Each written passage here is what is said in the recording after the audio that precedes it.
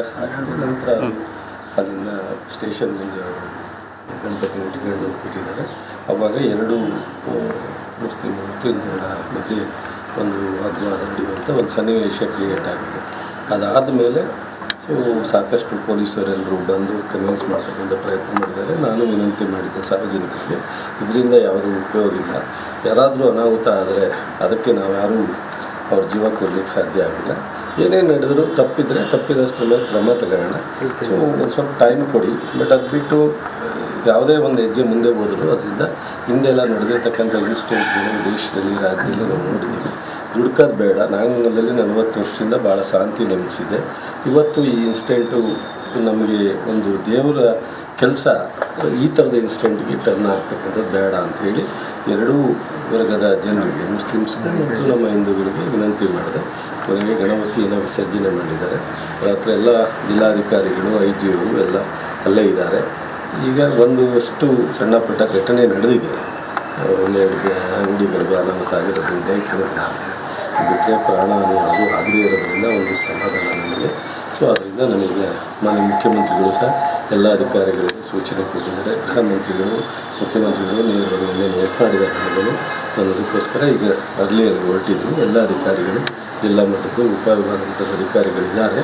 ತಕ್ಷಣ ಸ್ಥಳಕ್ಕೆ ಹೋಗಿ ಎಲ್ಲ ಪರಿಶೀಲನೆ ಮಾಡಿ ಮೊದಲು ಶಾಂತಿಯನ್ನು ನೆನೆಸ್ತಕ್ಕಂಥ ಕೆಲಸವನ್ನು ಮೊದಲು ಆಗಿರ್ತಕ್ಕಂಥ ನಂತರ ಏನೆಲ್ಲ ತಪ್ಪಿದಸ್ಥರಿದ್ದಾರೆ, ಇದಕ್ಕೆ ಯಾರು ಹೊಣೆ, ಯಾರ ಕಾರಣ, ಅದನ್ನು ಕಾನೂನುಬದ್ಧ ಕ್ರಮ.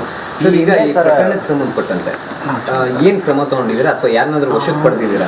ಅಲ್ಲ, ಸಾಕಷ್ಟು ಜನನ ವಶಕ್ಕೆ ತಗೊಂಡಿದ್ದಾರೆ.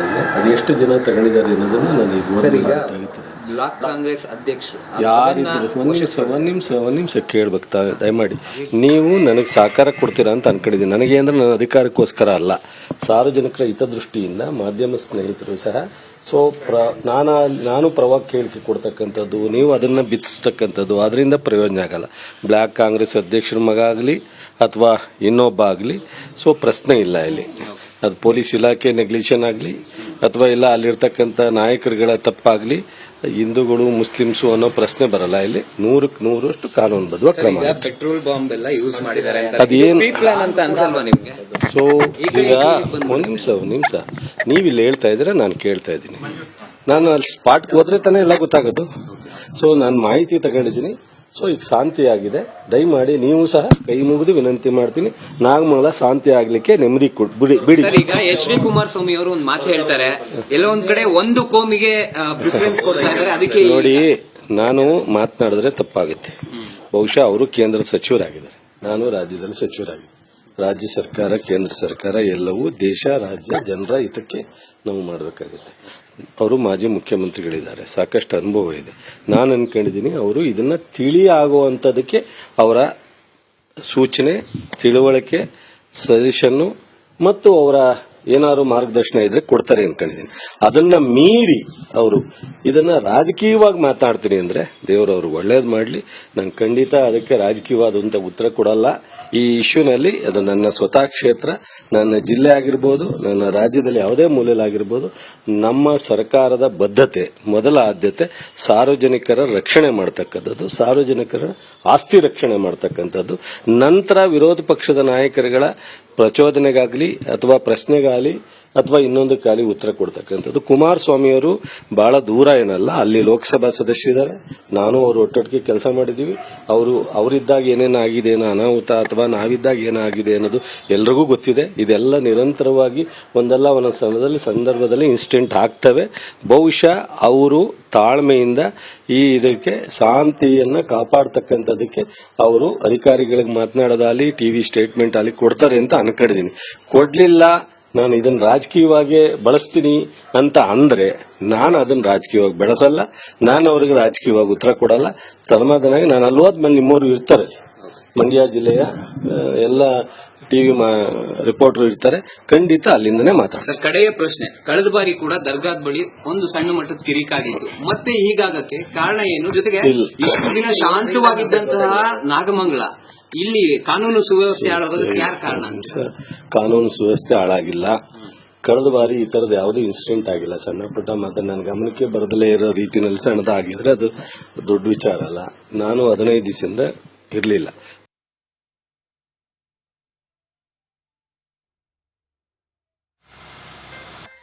ದಗದಗಿಸ್ತಾ ಇದೆ. ಆದರೆ ಯಾವಾಗ ಇದು ಸಚಿವ ಚಲುವರಾಯಸ್ವಾಮಿ ಅವರ ಸ್ಟೇಟ್ಮೆಂಟ್. ಅವ್ರು ಹೇಳ್ತಾ ಇದ್ದಾರೆ, ಗಣೇಶನ ಮೆರವಣಿಗೆ ಹೋಗ್ತಾ ಇತ್ತು, ಆ ಸಂದರ್ಭದಲ್ಲಿ ಅನ್ಯ ಕೋಮಿನ ಯುವಕರು ಬಂದು ಕಲ್ಲು ತೂರಿದ್ದಾರೆ ಅಂತ. ಬಟ್ ಯಾಕಾಗಿ ಇಂಥ ಪರಿಸ್ಥಿತಿಗಳು ಪದೇ ಪದೇ ಮೇಲಿಂದ ಮೇಲೆ ಉದ್ಭವಿಸ್ತಾ ಇದೆ ರಾಜ್ಯದಲ್ಲಿ ಅನ್ನೋದು ಪ್ರಶ್ನೆ. ಇದು ಒಂದೇ ಘಟನೆ ಇಲ್ಲ, ಕಾನೂನು ಸುವ್ಯವಸ್ಥೆ ಬಗ್ಗೆ ಪ್ರತಿ ಬಾರಿ ರಾಜ್ಯದಲ್ಲಿ ಪ್ರಶ್ನೆ ಎತ್ತಲೇಬೇಕಾದಂತಹ ಅನಿವಾರ್ಯತೆ. ಮೆರವಣಿಗೆಯ ವೇಳೆ ಗಲಾಟೆ ನಡೆದಿದೆ ಅನ್ನುವಂತಹ ವಿಚಾರ, ತಪ್ಪಿತಸ್ಥರ ವಿರುದ್ಧ ನಾವು ಕ್ರಮ ಕೈಗೊಳ್ತೀವಿ ಅನ್ನುವಂತಹ ಭರವಸೆ. ಆಲ್ರೆಡಿ 11 ಪ್ರಕರಣ ದಾಖಲಾಗಿದೆ, ಕೆಲವರನ್ನ ವಶಕ್ಕೆ ಪಡೆದುಕೊಳ್ಳಲಾಗಿದೆ. ಮಂಡ್ಯ ಉಸ್ತುವಾರಿ ಸಚಿವ ಚಲುವರಾಯಸ್ವಾಮಿ ಅವರ ಹೇಳಿಕೆ ಇದು. ಇಷ್ಟು ದಿನ ನಾಗಮಂಗಲದಲ್ಲಿ ಯಾವುದೇ ಘಟನೆ ನಡೆದಿಲ್ಲ, ಬಟ್ ಲಾಸ್ಟ್ ಟೈಮ್ ಅಲ್ಲಿ ಪ್ರತಿನಿಧಿ ಕೇಳ್ತಾ ಇದ್ರು, ದರ್ಗಾ ಬಳಿ ಚಿಕ್ಕದೊಂದು ಗಲಾಟೆ ಆಗಿತ್ತು, ಬಟ್ ತತ್ಕ್ಷಣಕ್ಕೆ ಪೊಲೀಸರು ಅಲರ್ಟ್ ಆದ್ರು, ಅಲ್ಲಿ ಪರಿಸ್ಥಿತಿಯನ್ನ ತಿಳಿಗೊಳಿಸಿದ್ರು. ಇಷ್ಟರ ಮಟ್ಟಿಗೆ ಉದ್ವಿಗ್ನ ಆಗಿರ್ಲಿಲ್ಲ ಪರಿಸ್ಥಿತಿ ಅಂತ. HDK ಅವರಿಗೆ ದೇವರು ಒಳ್ಳೇದ್ ಮಾಡ್ಲಿ, ಇದನ್ನೇ ಇಟ್ಕೊಂಡು ರಾಜಕೀಯ ಮಾಡೋದು ಬೇಡ ಅಂತ ಕೂಡ ಚಲುವರಾಯಸ್ವಾಮಿ ಅವರು ಮಾತನಾಡ್ತಾ ಇದ್ದಂತ ಸಂದರ್ಭದಲ್ಲಿ ಹೇಳಿದ್ರು. ಮುಸ್ಲಿಮ್ಸು ಮತ್ತು ಹಿಂದೂ ನೋಡಿ, ನಾನು ಹೊರಗಡೆ ಹೋಗಿದ್ದೆ, ರಾತ್ರಿ 6:45-7 ಗಂಟೆಗೆ ಲ್ಯಾಂಡ್ ಆಯಿತು ಫ್ಲೈಟು. ಬತ್ತಿದ್ದಂಗೆ ನಾನು ಊರ ಕಡೆಯಿಂದ ಫೋನ್ ಬರ್ತು. ತಕ್ಷಣ SP ಅವರಿಗೆ, IG ಅವರಿಗೆ, ADGP ಅವರಿಗೆ ಫೋನ್ ಮಾಡಿ ತಕ್ಷಣ ನಾಗಮಂಗಲಕ್ಕೆ ಹೋಗಿ ಫಸ್ಟ್ ಅಂತ ಹೇಳಿದೆ. ಮೊದಲನೇ ಅಂಥದ್ದು. ಎರಡನೇ ಅಂಥದ್ದು ಅಲ್ಲಿ ಲೋಕಲ್ ಲೀಡ್ರು, ಲೋಕಲ್ ಆಫೀಸರ್ ಹತ್ರ ಮಾತನಾಡಿದೆ. ಗಣಪತಿ ಪ್ರೊಸಿಷನ್ ಮಾಡೋ ಸೈನ್ನಲ್ಲಿ ಮುಸ್ಲಿಮ್ಸು ಮತ್ತು ಹಿಂದೂಗಳ ಮಧ್ಯೆ ಘರ್ಷಣೆ, ಕೂಗಾಟ ಆಗಿದೆ. ನಂತರ ಅದು ಅಲ್ಲಿಂದ ಸ್ಟೇಷನ್ ಮುಂದೆ ಅವರು ಅಭಿಮಾನಕ್ಕೆ ಮಾಡ್ತಕ್ಕಂಥದ್ದು. ಈ ಸಂದರ್ಭದಲ್ಲಿ ಪೊಲೀಸ್ ಅಧಿಕಾರಿಗಳು ಇಂಥ ಒಂದು ಕಮ್ಯುನಲ್ ಗಲಾಟೆ ಆಗ್ತಕ್ಕಂಥ ಸ್ಥಳ ಇರ್ಬೋದು, ಆ ಸ್ಥಳ ಸನ್ನಿವೇಶಗಳಲ್ಲಿ ಎಚ್ಚರಿಕೆಯಿಂದ ಬಂದೋಬಸ್ತ್ ಮಾಡ್ಕೋಬೇಕಾಗತ್ತೆ. ಇದನ್ನೆಲ್ಲ ಹೋಗಿ ನೋಡ್ತೀನಿ. ಸರ್, ನೀವು ಸಂಗ್ರಹಿಸಿದಂತ ಮಾಹಿತಿ ಪ್ರಕಾರ ಯಾರು ಹೊಣೆ ಸರ್? ಅದು ನಾಳೆ ಹೇಳ್ತೀನಿ ಮಧ್ಯಾಹ್ನ. Thank you. ಎಲ್ಲರಿಗೂ ಕಾಪಿ ಕೊಡ. ನಿಮ್ಮ ಸಹಕಾರ ಹೇಗಿರಬೇಕು ಅಂದರೆ, ಈ ಇನ್ಸಿಡೆಂಟ್ ಎಲ್ಲ ಕ್ಲೋಸ್ ಆದಮೇಲೆ ನಂದು ಕುಮಾರಸ್ವಾಮಿದು ಚಾಟ್ ತಗೋ, ಅವ್ರು ಏನು ಹೇಳಿದಾರೆ ಕೇಳು, ನಾನು ಹೇಳೋದಕ್ಕೆ ಕೇಳು. ನನ್ನ ತಾಳ್ಮೆ ಇದೆ, ನನ್ನ ತಾಳ್ಮೆಯನ್ನು ಯಾರು ಕೆಡ್ಸಕ್ಕಾಗಲ್ಲ. ಅದಕ್ಕೋಸ್ಕರ ನಾವು ಮಾತಾಡ್ಸೋಣ ಅಂತ ಹೇಳಿ. ಫಸ್ಟು ನೀವೆಲ್ಲ ನಮ್ಮ ಅಣ್ಣ ತಮ್ಮದಿರು, ಈ ರಾಜ್ಯದ ನಿಮ್ಮೆಲ್ಲ ಸ್ನೇಹಿತರಲ್ಲಿದ್ದಾರೆ, ಅವರ ಒಳ್ಳೇದಾಗ್ಲಿ, ಅವರ ಶಾಂತಿ ಬರಲಿ ಅಂತ ಕೇಳ್ತಾರೆ. ಸ್ವಲ್ಪ ಪ್ಲೀಸ್.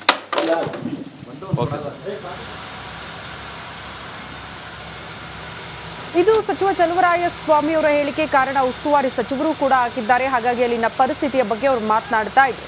ಹೌದು, ಗಣೇಶನ ಮೆರವಣಿಗೆ ಆಗ್ತಾ ಇದ್ದಂತ ಸಂದರ್ಭದಲ್ಲಿ ಈ ರೀತಿ ಗಲಾಟೆ ಆಯಿತು. ಅನ್ನ ಕೋಮಿನ ಯುವಕರು ಈ ರೀತಿ ಘೋಷಣೆ ಕೂಗಿದ್ರು. ಆನಂತರ ಅದು ಮಾತಿಗೆ ಮಾತು ಬೆಳೀತು. ನಂತರ ಕಲ್ಲು ತೂರಾಟ ಕೂಡ ಆಯಿತು. ಅದರ ಎಕ್ಸ್ಕ್ಲೂಸಿವ್ ದೃಶ್ಯ ಕೂಡ ನಾವು ಗಮನಿಸ್ತಾ ಇದ್ವಿ. ಕಲ್ಲು ತೂರಿದ್ದಾರೆ ಕಿಡಿಗೇಡಿಗಳು, ದುಷ್ಕರ್ಮಿಗಳು, ಆ ದೃಶ್ಯ ಕೂಡ ಸಿಕ್ಕಿದೆ. ಬಟ್ ಇದರಲ್ಲಿ ಅಂಗಡಿಗಳು, ವಾಹನಗಳು ಎಲ್ಲವೂ ಕೂಡ ಜಖಮಾಗಿದೆ. ಇವತ್ತು ನಾಗಮಂಗಲ ಬಂದ್ಗೆ ಕರೆ ನೀಡಲಾಗಿದೆ. ಬಟ್ ಪರಿಸ್ಥಿತಿಯನ್ನ ತಿಳಿಗೊಳಿಸೋ ನಿಟ್ಟಿನಲ್ಲಿ ರಾತ್ರಿ ಇಡೀ ಲಾಠಿ ಚಾರ್ಜ್ ಆಯಿತು. ಬಟ್ ಇವತ್ತು 144 ಸೆಕ್ಷನ್ ಕೂಡ ಸ್ಥಳದಲ್ಲಿ ಜಾರಿ ಮಾಡಲಾಗಿದೆ ಪರಿಸ್ಥಿತಿಯನ್ನ ತಿಳಿಗೊಳಿಸೋ ನಿಟ್ಟಿನಲ್ಲಿ. ಆದರೆ ಉದ್ವಿಗ್ನ ಪರಿಸ್ಥಿತಿ ಸದ್ಯ ನಾಗಮಂಗಲದಲ್ಲಿ ನಮಗೆ ನೋಡೋದಕ್ಕೆ ಸಿಗ್ತಾ ಇದೆ.